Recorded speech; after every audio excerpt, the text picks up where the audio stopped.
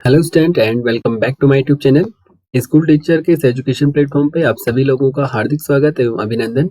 आज हम बात करने वाले हैं उत्तराखंड वन दरोगा की। हमें पता है कि जो उत्तराखंड वन दरोगा का पेपर है वो 20 अप्रैल 2025 को होने वाला है। ठीक है, तो इसको देखते हुए आज हम प्रैक्टिस सेट लाए हैं मैथ्स का, जहाँ पे हम मैथ्स के प्रैक्टिस सेट को देखेंगे और ये हमारा सेट 2 होने वाला है। इससे पहले हमारा मैथ्स का एक सेट 1 हो चुका है। यदि आपने वो वीडियो नहीं देखा है तो आप डिस्क्रिप्शन के थ्रू वो वीडियो देख सकते हो। उसके साथ साथ यदि हम बात करें तो जो ये क्वेश्चन हम यहाँ पे आज देखने वाले हैं वो मैक्सिमम ऐसे क्वेश्चन होंगे जो कहीं ना कहीं एग्जाम में आ रखे होंगे, है ना, जो वनडे एग्जाम में वहाँ पे वो पूछे गए होंगे। उन्हीं सारे क्वेश्चन को आज हम यहाँ पे देखने वाले हैं। तो स्टार्ट करते हैं आज की क्लास को। आज का हमारा फर्स्ट क्वेश्चन है, यदि दिए गए चित्र में x का मान ज्ञात कीजिए। देखो हमारे पास एक ट्राइंगल दे रखा है और हमें यहाँ पे x की वैल्यू को पता करना है। देखो जब भी हमारे पास ऐसा क्वेश्चन हो, काफी चांस बन जाते हैं ऐसे क्वेश्चन के कि वो आपके पेपर में आ जाएं। ठीक है, तो देखो, और ये हमारा जो क्वेश्चन है ना, ये क्वेश्चन आपके 6 या 7th एनसीईआरटी में आपको मिल जाएगा। और ट्राइंगल की प्रॉपर्टी के बेस पे आपका ये क्वेश्चन है। हमें पता है कि कोई भी त्रिभुज है, उस त्रिभुज का जो बाह्य कोण होता है, किसी भी त्रिभुज का जो बाह्य कोण है उसका जो योग है, बाह्य कोण का योग सम्मुख कोणों के योग के बराबर होता है। इट मीन्स जो बाह्य कोण की वैल्यू होगी उसके सामने के जो कोण होंगे उन दोनों के सम के बराबर बाह्य कोण का मान होता है, सम्मुख कोणों के योग के बराबर। ठीक है, देखो कैसे, कोण के योग। इट मीन्स ये कह रहा है जो बाह्य कोण है ना, जैसे यहाँ पे बाह्य कोण, ये ट्राइंगल है, ये इसके अंदर वाले कोण है इंटीरियर एंगल, और जो एक्सटीरियर एंगल है, जो बाह्य कोण है वो 105 है। इट मीन्स जो 105 की वैल्यू होगी वो इक्वल टू हो जाएगी आपकी सम्मुख कोणों के योग के बराबर। देखो ये जो एक्सटीरियर एंगल है इसके जो सम्मुख कोण है वो है आपका x और 58। इट मीन्स 105 इक्वल टू हो जाएगा आपका x प्लस 58। ओके, सिंपली हमें क्या करना है, x की वैल्यू पता करनी है, तो x इक्वल हो जाएगा आपका 105 माइनस 58। ओके, x की वैल्यू हो जाएगी आपकी 15 माइनस 8 7, 9 माइनस 4 5 आ जाएगा आपका 4, तो 47 डिग्री आपकी x की यहाँ पे वैल्यू हो जाएगी। ओके, नेक्स्ट क्वेश्चन पे चलते हैं। नेक्स्ट क्वेश्चन है आपका, x माइनस 5 का होल स्क्वायर इक्वल टू 0 हो तो 5x का मान ज्ञात कीजिए। देखो हमें पता है x माइनस 5 का होल स्क्वायर इक्वल टू है आपका 0 which is given in the question. यदि हम बात करें x माइनस 5 की, तो x माइनस 5 को हम लिख सकते हैं रूट ऑफ 0। ये स्क्वायर था, RHS में जाएगा तो 0 के ऊपर रूट चढ़ जाएगा। हमें पता है x माइनस 5 इक्वल टू, जब 0 का रूट करेंगे तो ये 0 ही आएगा। इट मीन्स जो x की वैल्यू आएगी ये आपकी 5 आ जाएगी, क्योंकि जो ये माइनस 5 है राइट हैंड साइड में जाएगा तो ये यहाँ पे प्लस 5 हो जाएगा। अब हमें क्या करना है, तो हमें सिंपली यहाँ पे 5x की वैल्यू पता करनी है। ठीक है, 5x की वैल्यू पता करने के लिए 5 इंटू एक्स, हमारे पास जो x की वैल्यू आई वो आई आपकी 5, तो 5 इंटू 5 हो जाएगा आपका 25। इट मीन्स जो 5x की वैल्यू यहाँ पे आई वो आई आपकी 25। ओके, नेक्स्ट क्वेश्चन पे चलते हैं। नेक्स्ट क्वेश्चन है आपका, निम्न दी गई भिन्नों में से कौन सी भिन्न सबसे छोटी है। देखो ये क्वेश्चन पूछा जा सकता है आपके एग्जाम्स में, काफी इंपॉर्टेंट क्वेश्चन है। आप देखोगे जितने भी वनडे एग्जाम होते हैं वहां पे ये क्वेश्चन पूछा जाता है कि कौन सी भिन्न सबसे छोटी है, कौन सी भिन्न सबसे बड़ी है। उसके साथ साथ असेंडिंग ऑर्डर पूछा जाता है, डिसेंडिंग ऑर्डर पूछा जाता है। तो काफी प्रोबेबिलिटी इस चीज की है कि ऐसा क्वेश्चन हमारे एग्जाम में बने, वन दरोगा वाले एग्जाम में ऐसा क्वेश्चन बने जहाँ पे वो पूछे कि कोई भी फ्रैक्शन वो दे, उसका असेंडिंग ऑर्डर डिसेंडिंग ऑर्डर पूछे, या सबसे छोटी और सबसे बड़ी भिन्न वो यहाँ पे पूछ सकता है। हम कैसे पता करेंगे कि कौन सी भिन्न सबसे छोटी है और कौन सी भिन्न सबसे बड़ी है। सिंपल जो वे है, पहले तो हम क्या करते हैं कि जैसे 14 से 12 को डिवाइड कर सकते हैं, लेकिन डिवाइड करने पे आपकी बहुत लंबी एक मेथड यहाँ पे यूज हो सकती है, एक बहुत बड़ा भाग आपको यहाँ पे देना पड़ सकता है। लेकिन सिंपल ट्रिक पे यदि हम करें तो हमें क्या करना है, हमें पहले दोनों जो नॉमिनेटर और डिनोमिनेटर है इनका डिफरेंस कर देना है। जैसे 14 और 12 है तो इसका डिफरेंस 2 है। ठीक है, और डिफरेंस निकालने के बाद उस डिफरेंस से हमें नॉमिनेटर को डिवाइड कर देना है। ये डिफरेंस आया तो इससे हमें नॉमिनेटर को डिवाइड कर देना है। ठीक है, तो जो ये डिफरेंस है इससे यदि नॉमिनेटर को डिवाइड करें, इट मीन्स 2 से यदि हम 12 को डिवाइड करें तो ये आ जाएगा आपका 6। ओके, नेक्स्ट देखो 12/15 है, नॉमिनेटर आपका 12, डिनोमिनेटर 15। फर्स्ट स्टेप्स में हम क्या करेंगे, डिफरेंस निकालेंगे, डिफरेंस आ जाएगा 3, 3 से नोमिनेटर को डिवाइड करेंगे तो ये जाएगा आपका 4। नेक्स्ट 11 और 13 है, 11 नोमिनेटर है, 13 डिनोमिनेटर है, इसका यदि हम डिफरेंस निकालें तो ये जाएगा आपका 2, 2 से यदि हम नोमिनेटर को डिवाइड करें तो ये जाएगा आपका 5.5। ठीक है, 2 5 10, पॉइंट लगाएंगे तो 0 इंक्लूड करेंगे तो 2 5 10 हो जाएगा। नेक्स्ट है आपका 18 एंड 16, 2 इसका डिफरेंस आ जाएगा, 2 से 18 को डिवाइड करेंगे तो ये जाएगा आपका 9। देखो यहाँ पे हमें ये चीज ही देखनी है कि नोमिनेटर में से डिनोमिनेटर माइनस करना है या डिनोमिनेटर में से नोमिनेटर माइनस करना है। हमें केवल दोनों में से, या तो नोमिनेटर में से डिनोमिनेटर या डिनोमिनेटर में से नोमिनेटर को माइनस करना है। और ऐसी कंडीशन आ सकती है जहाँ पे नेगेटिव आए, लेकिन हमें पॉजिटिव साइन के साथ उसको लेना है। ठीक है, नेगेटिव साइन आएगा तो हमें नहीं लेना है। इट मीन जैसे यहाँ पे जो आपकी सेकंड वाला ऑप्शन है 12/15, तो यहाँ पे जो 15 है वो तो बड़ा है तो हमने 15/12 लिख लिया 3, बट 18/16 ऑप्शन नंबर जो फोर्थ है, यहाँ पे नोमिनेटर बड़ा है लेकिन डिनोमिनेटर छोटा है, तो हम 18 में से 16 को माइनस करेंगे और 2 से इसको डिवाइड करेंगे। इट मीन्स हमने यहाँ पे माइनस वाला साइन इंक्लूड नहीं करना है। ओके, अब देखो हमारे पूछा गया था कि सबसे छोटी भिन्न कौन सी है, तो इन सारी फ्रैक्शन की वैल्यू हमने यहाँ पे लिख ली। तो इसमें जो सबसे छोटी भिन्न आई वो आई आपकी ऑप्शन नंबर बी वाली 12/15। ऐसे ही यदि वो सबसे बड़ी भिन्न की बात करें तो जो सबसे बड़ी भिन्न है वो ये वाली हो जाएगी, ग्रेटेस्ट फ्रैक्शन, तो 18/16 हो जाएगी। ओके, नेक्स्ट क्वेश्चन पे चलते हैं।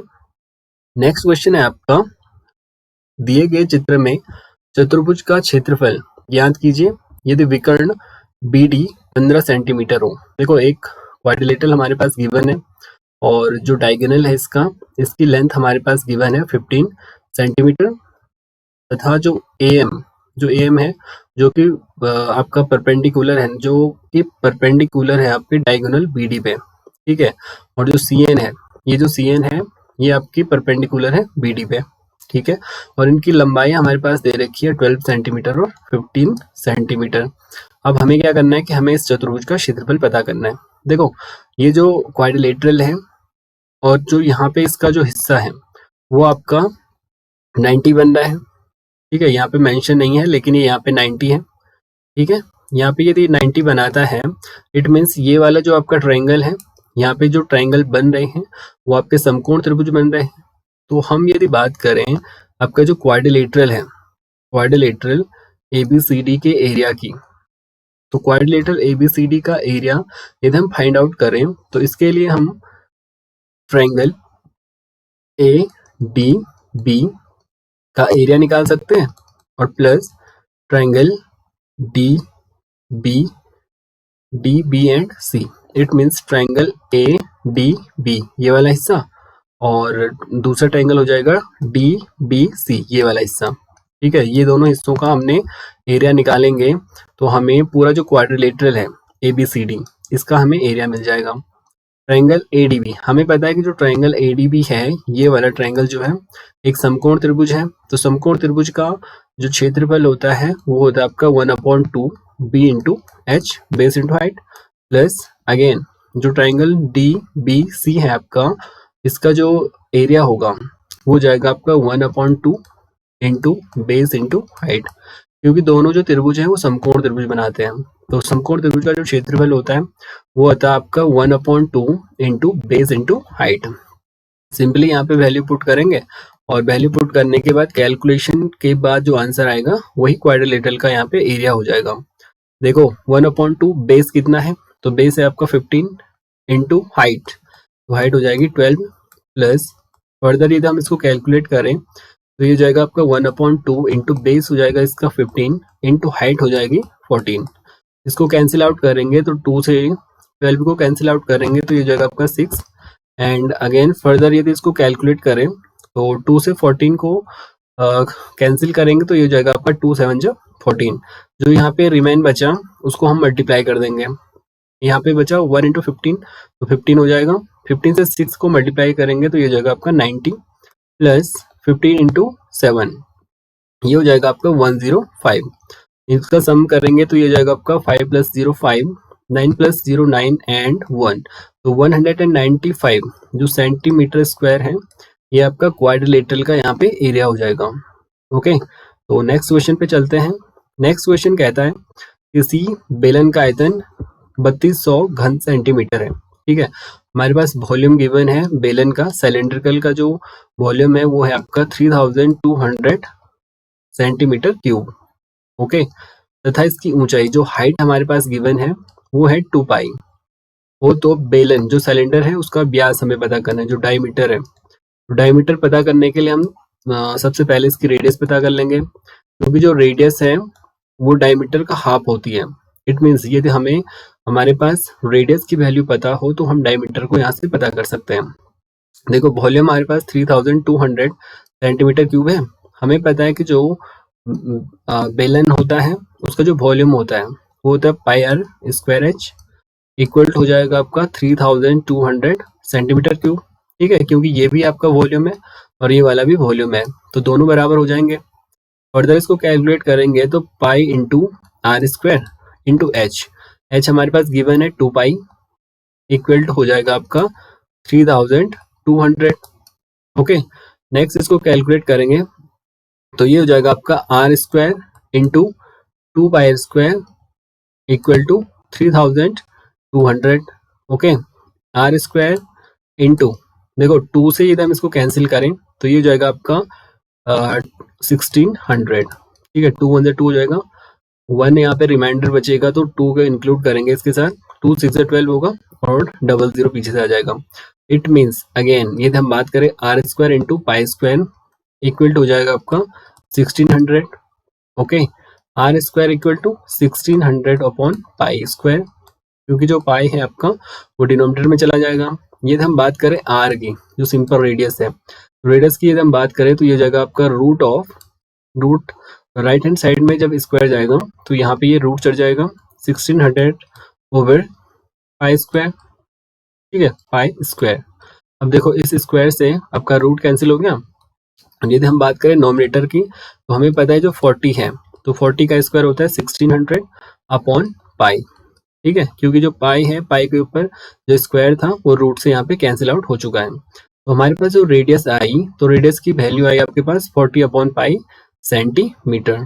ओके, यदि हम बात करें डायमीटर की, हमें पता है जो डी की वैल्यू होगी वो हो जाएगी आपकी आर इंटू 2, रेडियस का डबल हो जाएगी, तो 14 अपॉन पाई इंटू जो 2 होगा तो इसको हम लिख सकते हैं 14 अपॉन 2 इक्वल हो जाएगा आपका 18 अपॉन पाई सेंटीमीटर।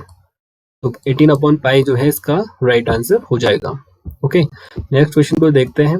नेक्स्ट है आपका किसी समबाहु त्रिभुज का क्षेत्रफल 25√3 वर्ग मीटर हो तो उस समबाहु त्रिभुज का परिमाप ज्ञात कीजिए।